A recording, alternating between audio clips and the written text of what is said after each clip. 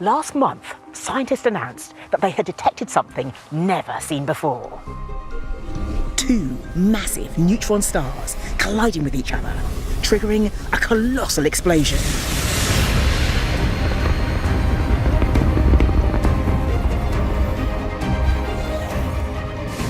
It marks the most dramatic example so far of a new type of astronomy that focuses on brief transitory events that happen so fast they're almost impossible to detect. Welcome to the spectacular world of astronomy that happens in the blink of an eye.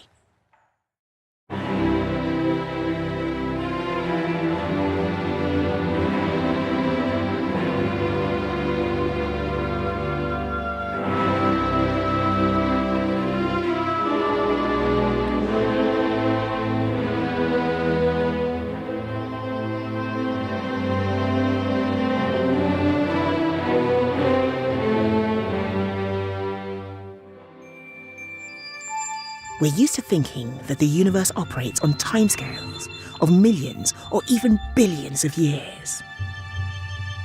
Most change happens with imperceptible slowness. We have now discovered a whole catalogue of events, like the neutron star collision, that happen on much shorter timescales, seconds or even milliseconds.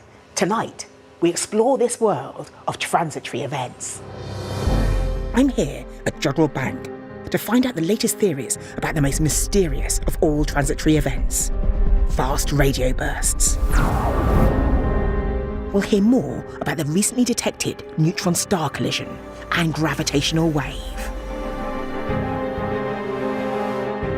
Chris joins astronomers attempting to detect gamma ray bursts, the most powerful short-term event that we know of, to see just how different this kind of astronomy is. We could say possible burst if you want. I don't know what I want. I don't know. And here it is. And Lucy Green reveals that some dramatic, rapid phenomena can occur much closer to home.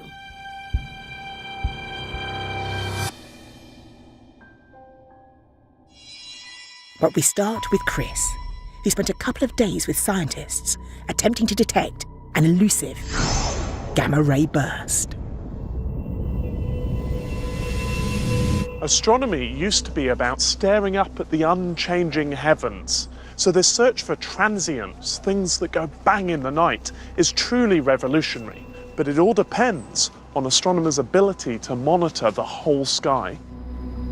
So I've come to the University of Leicester to see how this is done. This is the UK base of SWIFT, a space-based telescope designed to search for GRBs, gamma ray bursts. Brilliant flashes of light that last just for a few seconds. It's thought that some of them are caused by neutron stars collapsing into black holes. The problem is that they're rare, and so SWIFT has to do two things. First, it has to scan the whole sky to spot when a GRB occurs, and then second, it has to swerve to get the data before it disappears. So we're here because you're controlling the spacecraft. This is not what I thought mission control would look like. So what's your role? I am one of a team of observatory duty scientists, ODS for short. Everything is so well designed now, because as long as you have access to a computer and you can log into the relevant computers, we can do everything. So how quickly can SWIFT respond once it's detected something? Quickly. So the maximum speed we can slew at is about 1 degree a second.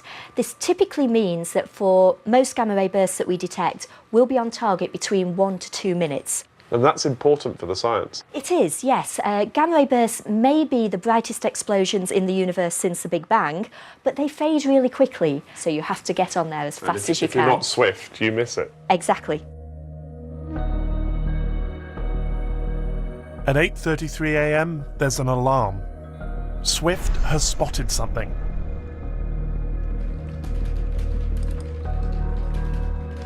Phil Evans, the BA, or burst advocate, immediately starts to analyse the new data. and Kim gets on the line to her counterpart at the Goddard Space Flight Center in Maryland to see if they've noticed the same event. Hi Amy, it's Kim and the Leicester crowd. Yes, it's NGC 224 that is the nearby source.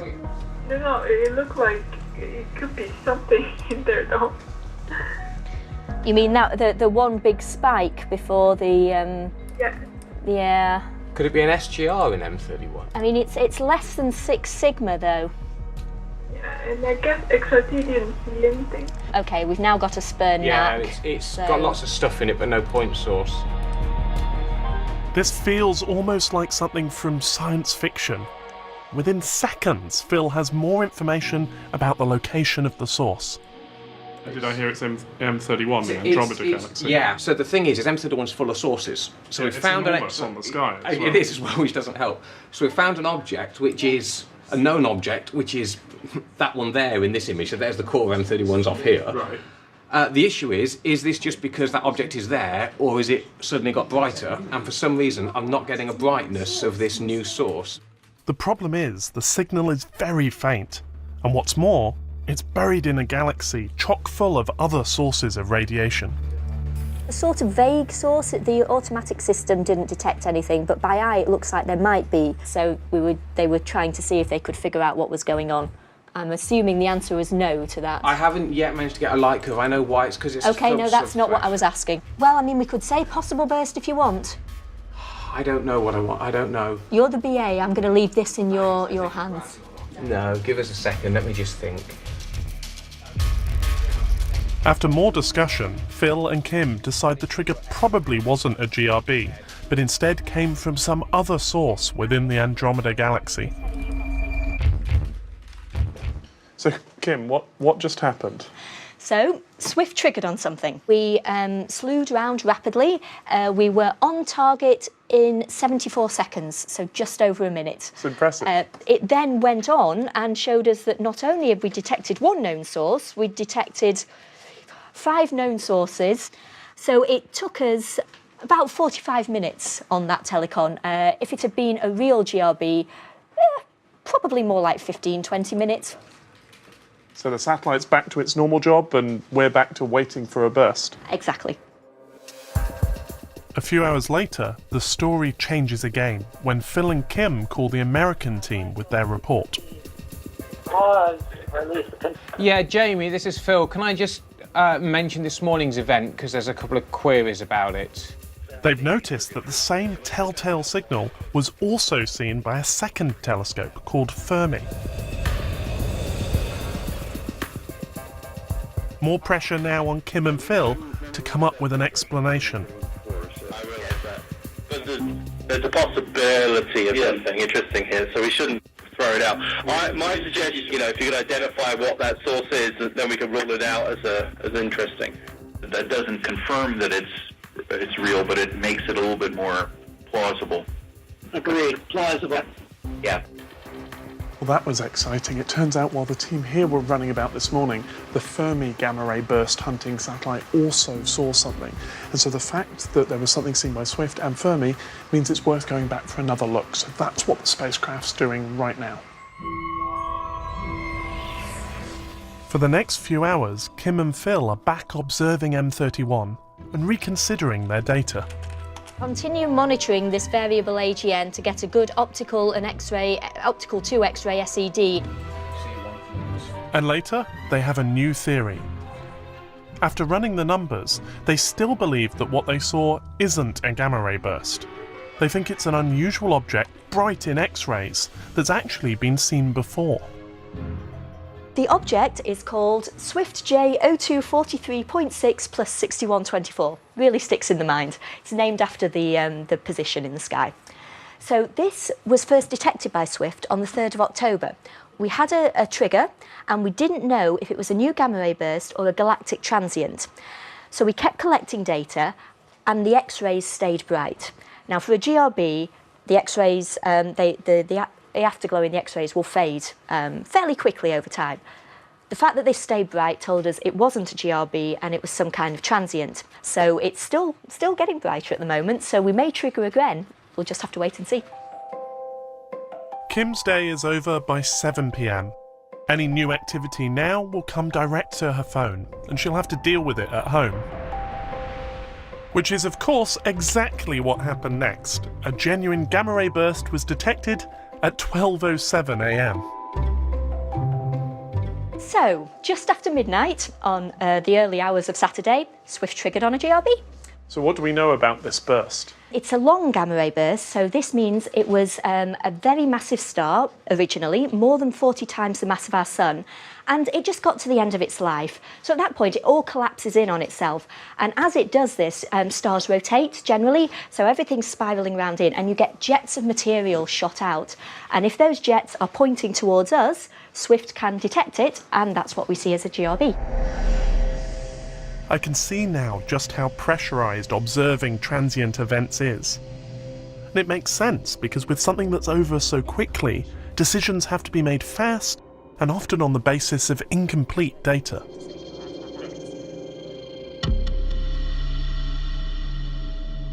Gamma ray bursts are not the only transitory event in space, though. Recently, astronomers have observed a new type of phenomena, shorter, more powerful, and incredibly elusive. Fast radio bursts. Unlike anything else known, these strange chirps of radio waves are only milliseconds long and have a unique characteristic sound, sweeping from high to low frequency.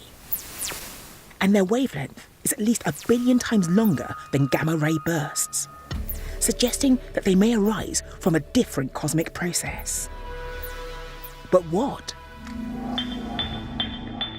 I spoke to Ben Stappers at Jodrell Bank, one of the UK's key research centres for fast radio bursts, to find out more about this incredibly strange phenomena. So, Ben, what are these FRBs, these fast radio bursts? Well, fast radio bursts are these very short duration, just a few milliseconds of radio emission that are detected from far away by radio telescopes. So how many others have been detected? I think around about 30 so far, but we're discovering a few every month now. So are there any other variations between them? Yeah, so we think that the vast majority of them so far have never been seen to repeat, even with observations of many hundreds of hours, in fact. But then, in 2012, the Arecibo telescope in Puerto Rico observed a fast radio burst that did something totally unexpected.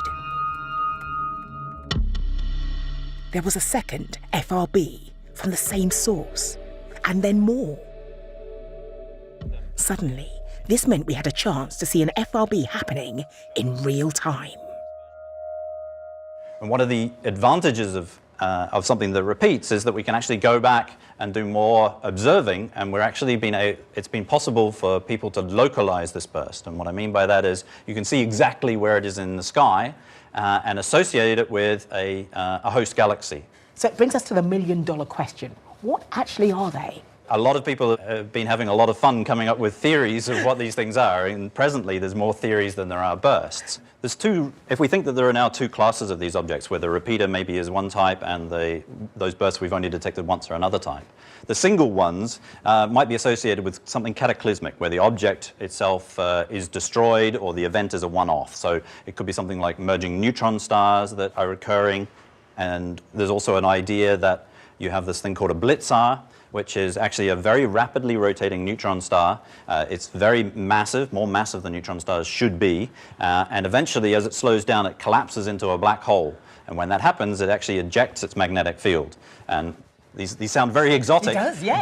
But in the case of the repeater, maybe it's a newly born object called a magnetar. Now, a magnetar is also a neutron star, something that's spinning, that has a very large magnetic field, very, very strong magnetic field. And so the idea is that maybe in the birth event of these things, something happens that generates these fast radio bursts.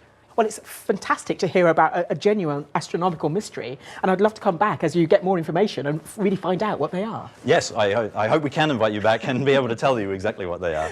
That's been fascinating. Thank you so much. Thank you.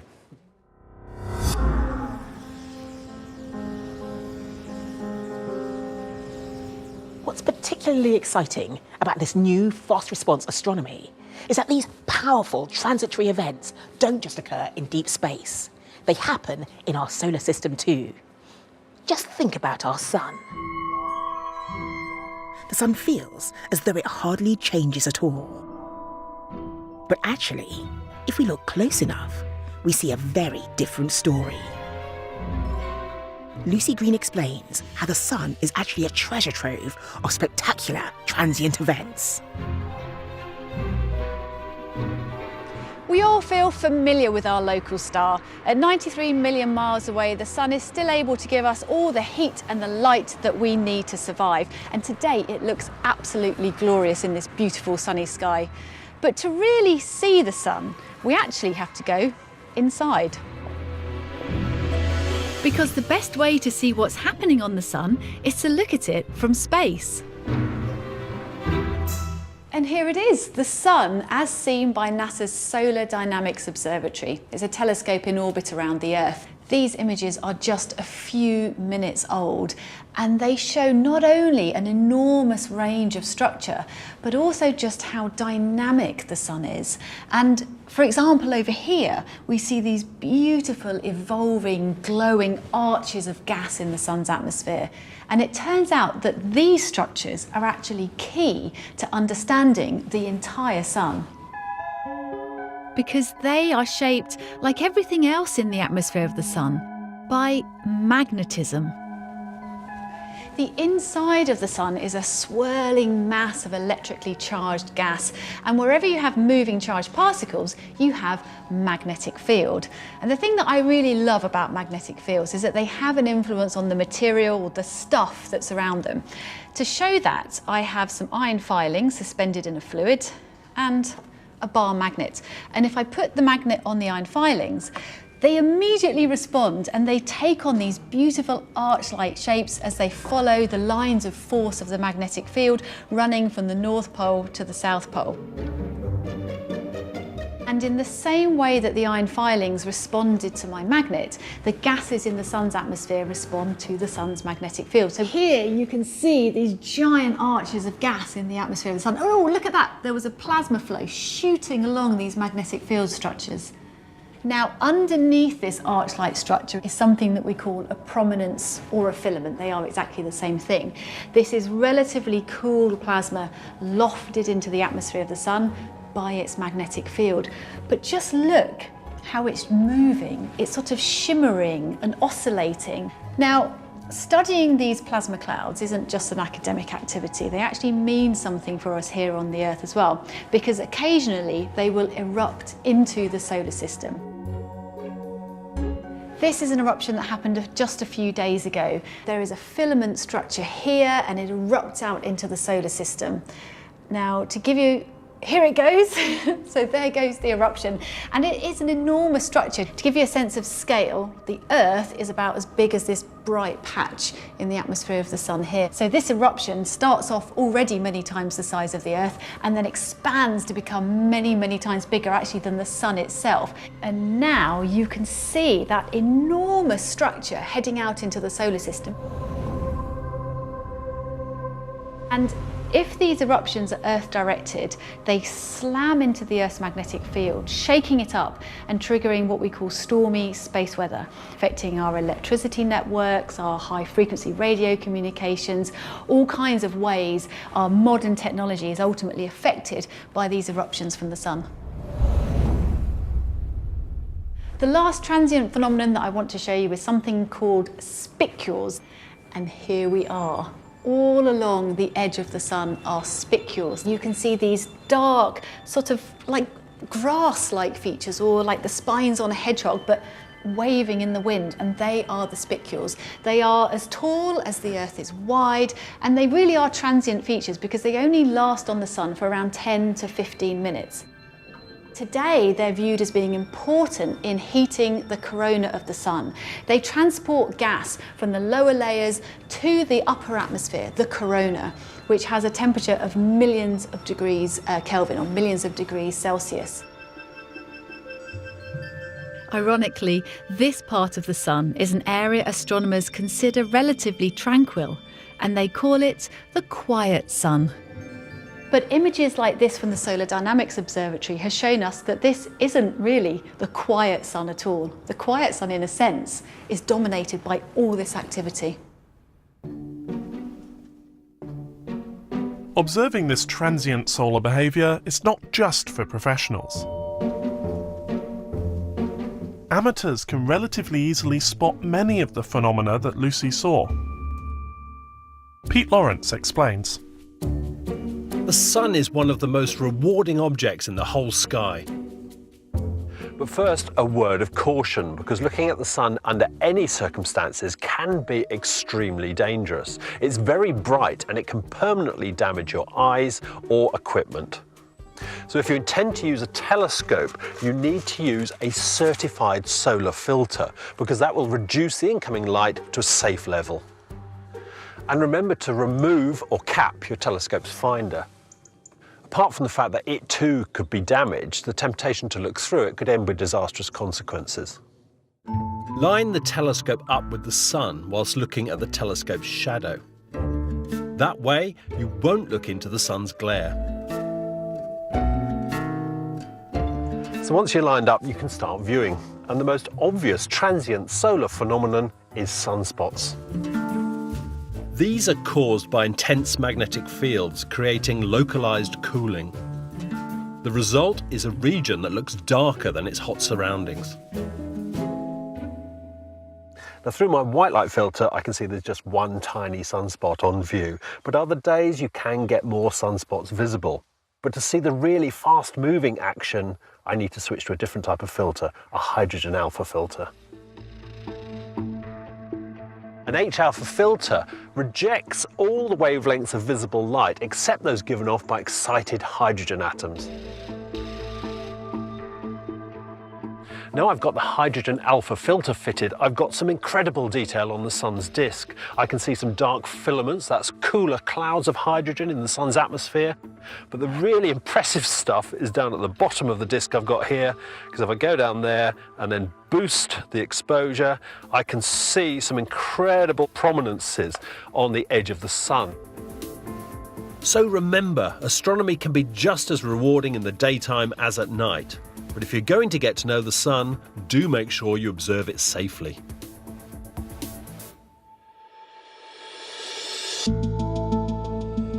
Observing brief cosmic events isn't only redefining how we do astronomy, it's also giving us new information about the universe. Which brings us back to that neutron star collision that made the headlines last month. Just as we were preparing to make this programme, news broke of an exciting new transient of a type that we simply haven't seen before. Tonight at 10, an international team of scientists has discovered the effects of a collision between two dead stars, called neutron stars, which happened 130 million years ago. The first sign was a gravitational wave picked up by the huge detectors at LIGO in America and Virgo in Italy. At almost exactly the same time, the Fermi satellite detected a gamma-ray burst coming from the same location. It's the first time that those two things, gravitational waves and a burst of light, have been seen coming from the same place. This detection triggered a secondary flurry of activity of other telescopes right around the world, including SWIFT, all scouring the sky for more information. All the evidence suggested that what had been seen was the collision of two neutron stars, the compressed cores of now dead massive stars, now ripped apart in an event of unimaginable violence. This turned out to be a killer nova, one of the biggest and most powerful explosions known.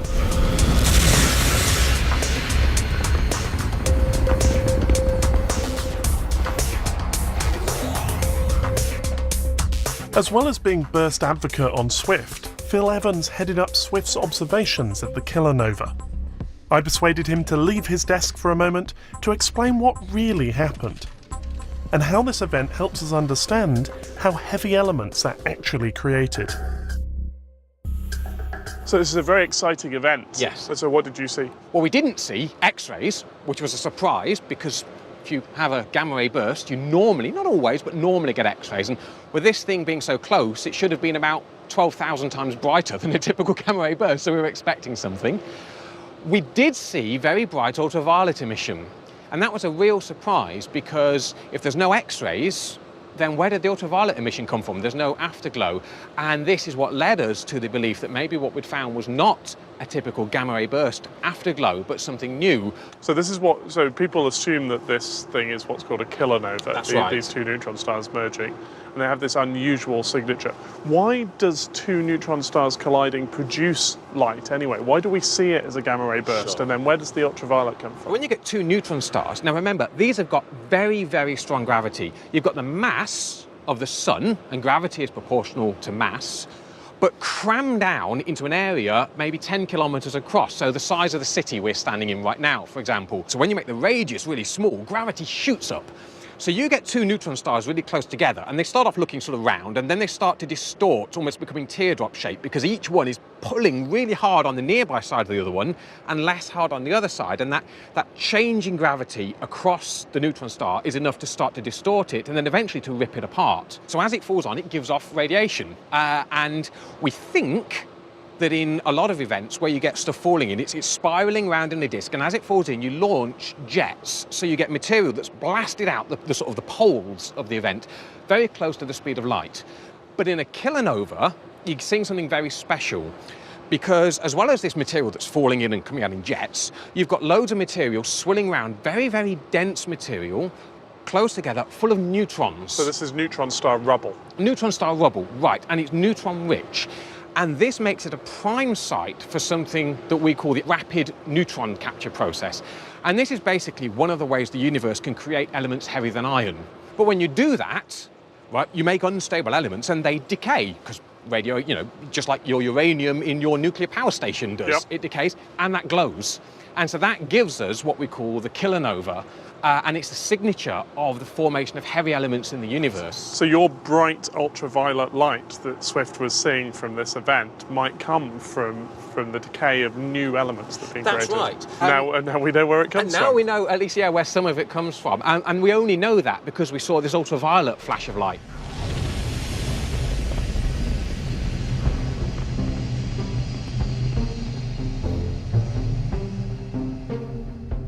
What all this shows is something very exciting.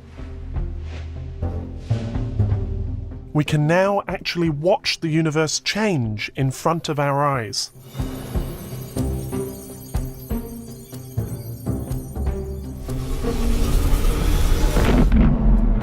And these events that happen in just seconds can have profound consequences.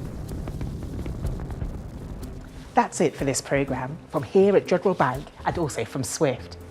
But do join us again next month when we'll be presenting our Christmas special, getting back to basics to show everybody how to enjoy the night sky, including how to get started in astronomy, the best equipment to buy, and also how to enjoy the night sky with no tech at all. Do go to our website in the meantime and check out Pete's Star Guide and also great stuff we couldn't fit into this programme. In the meantime, of course, get outside and get looking up. Good night. Stay with us here on BBC4 for strange signals from outer space with Horizon next.